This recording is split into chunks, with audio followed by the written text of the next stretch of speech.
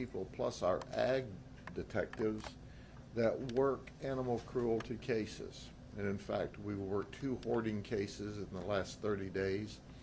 And we started this case that I'm about to talk about on August 16th. And you go, why in the world did it take so long to bring this case to a conclusion? Well, I think you'll find out in just a few minutes why it did. But let me first introduce you to our victims. There were 3 victims. And our 3 victims were Daisy. Here's a Chihuahua. She's about 4 years old, and she was pregnant with 8 puppies. There were 2 kittens, or young cats, one named Pancake and the other named Luna. And they were loved by their family. The children and all of the victims of the family are devastated because on August 16th, the 3 of these died. And they died because they were poisoned. And we arrested the person that was responsible for that. Originally, our deputies responded to a call from the owners of Daisy, and Pancake, and Luna, and we saw that one of them was in horrific distress. Others had already died. And the one that was in horrific distress died immediately. From there, our animal cruelty investigative unit was contacted, as well as our detectives from our ag unit, and the investigation began. So the question is, how much work does it take to make a case like this? Well, we leave no stone unturned. We had to send samples to the University of Florida. The University of Florida then worked with Texas A&M. Texas A&M then worked with Michigan State in order for us to determine the poison that was used, and that we had to tie the poison to the various animals back to the source. And here's what we determined. We determined that Tamisha Knighton, here's her wearing rubber gloves and carrying the poison in a styrofoam bowl. There were small chicken strips that she put, as she called it, her special seasoning on it. And she put her special seasoning on the chicken strips. They were in the bowl, and then she set them out. And that's where Daisy, Pancake, and Luna consumed them and ultimately died of poisoning. Now, in a minute, why do I show you this picture from this video clip? Because she denies everything, as you can imagine. But I want to introduce you to the person that did this horrible act. This is Tamisha Knighton. She's 51 years of age. She says she's a registered nurse. The state of Florida shows that she's a registered, licensed, practical nurse, okay? We call her an IJN, an in the jail nurse, because of her conduct. She was working for WellMed in Highland City. When we started this investigation, we had to exhume one of the cats, and we sent all the evidence away. It took from August until last week, and we thank the University of Florida, Texas A&M, and Michigan State for all working on this case so we could bring it together. They decided that the insecticide that was used in a very concentrated state that was put on the chicken strip, that happened to be the special seasoning, was folate. And this folate was put in such toxic levels that immediately it caused the death of these 3 animals. When we talked to Tamisha over this period of time, she totally lied about everything. She said, I do put chicken out to feed the neighborhood animals because I care for them. That was her excuse when we showed the photograph here. Well, why would you be wearing rubber gloves to handle food that you were just putting out because you like the animals?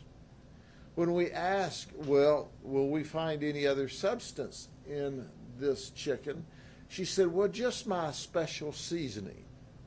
Well, her special seasoning was folate. So at the end of the day, we're going to give you a video that's going to show this picture of her taking the substance over and placing it on the ground. I can assure you of one thing.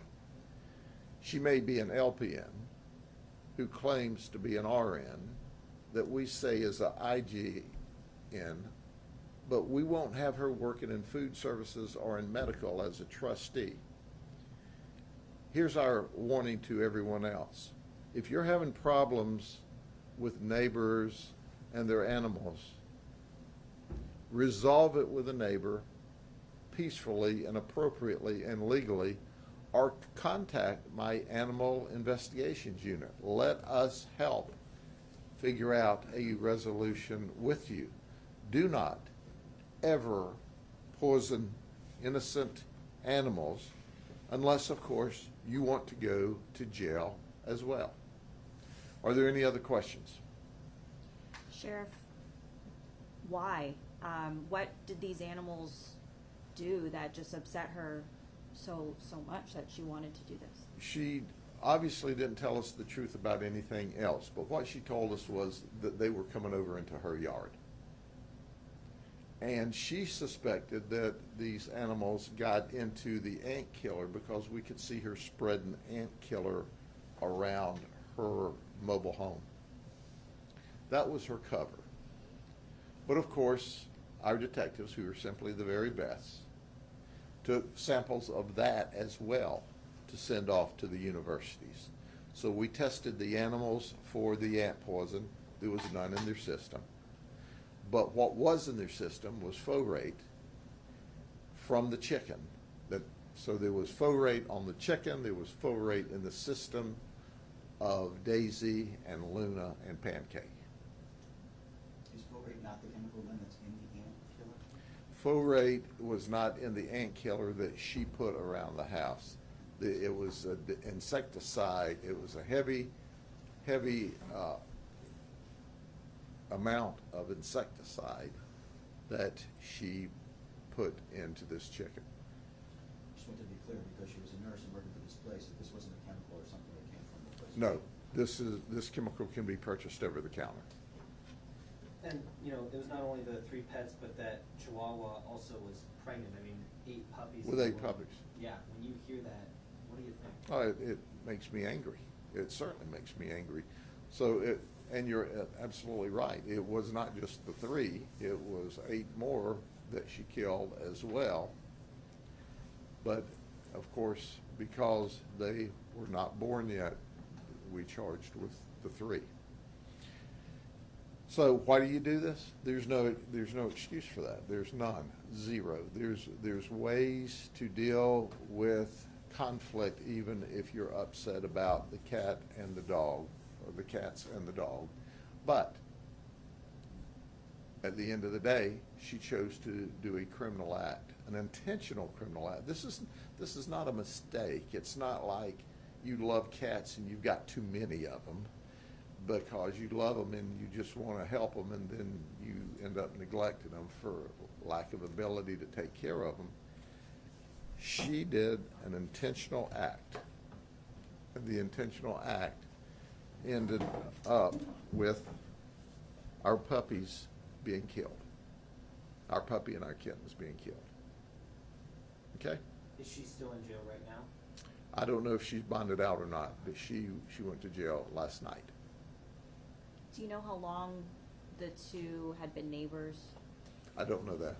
How long the 2 had been neighbors, no. Okay? Thank you all very much. Have a good day.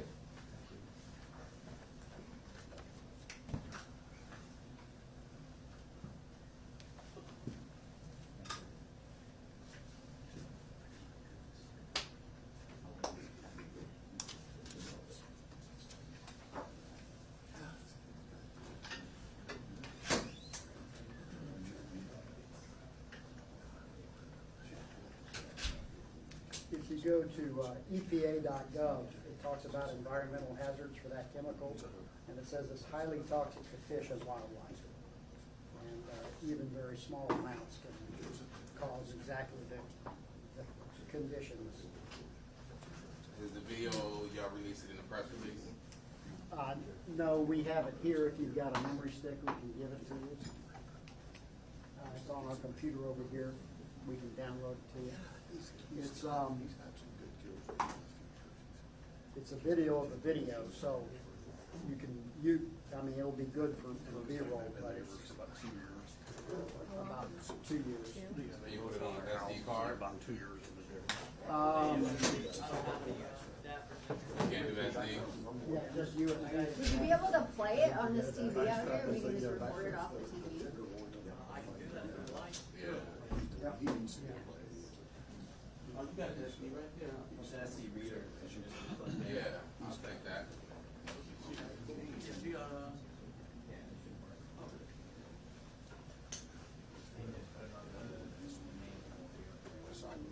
What you'll see on the video is she and her daughter walking out of the mobile home. Initially, you can see where that freeze frame is, but then you can see where she's also applying that ant killer bait around the base of the ground. These her cameras? Yep, her camera, she willingly showed them. We believe, our theory is that she thought she had deleted all the bad parts. Yeah, and she did. As you can see, there's a cut right before. Yeah, please do. You got to do it. All right. Is you ready? You have a USB? I have one of the